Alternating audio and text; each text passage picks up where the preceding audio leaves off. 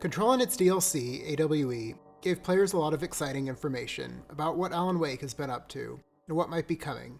Information that's both exciting and hard to forget, but there's some information that may have easily slipped players' minds after months or years post-gameplay. Information that we could use for theory crafting in regards to Alan Wake 2 and the Remedy connected universe in general. So let's go over what might be one of the most important documents from Control and how it might play a part in Alan Wake 2. Most fans likely remember that Sheriff Breaker's father, Frank Breaker, put a call into William Kirkland, head of investigations at the FBC, warning him about a possible AWE happening in Bright Falls. Kirkland played a big role in keeping tabs on Bright Falls, with a Hartman escape happening on his watch. He resigned in 2019, though the month and day of his resignation letter was redacted. But judging by the collectible documents, the most likely scenario is that he left the FBC for good not long before the Hiss invasion. He was involved in the decision to bring Dr. Underhill back to the FBC to help find a solution to the mold problem. After Underhill was asked to return to the oldest house, she did so immediately, which was around June of 2019. Long story short, after Kirkland's departure, Agent Remy Dennis became his interim replacement, in which time he received this letter from Agent Gleason.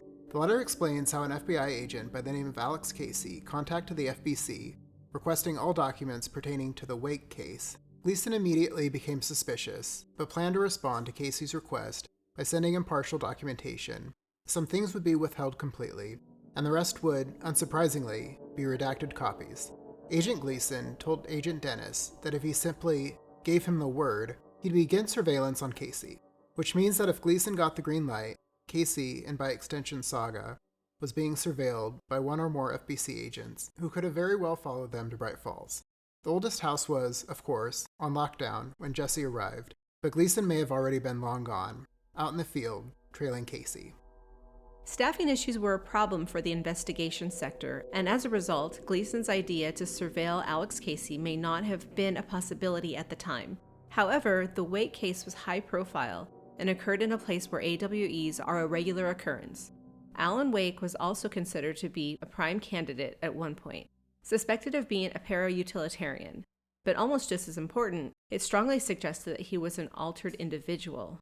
The possibility of Gleason's request being denied seems fairly unlikely, but I suppose we won't get a solid answer until either Alan Wake 2 or maybe even Control 2.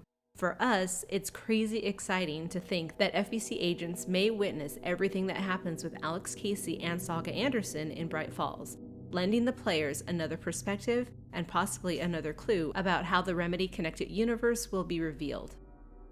So that's our take on the situation thus far. Let us know in the comments what you think. We've dedicated dozens upon dozens of hours to both Alan Wake and Control in order to unearth some of the deeper mysteries and talk about any burning questions that we were left with.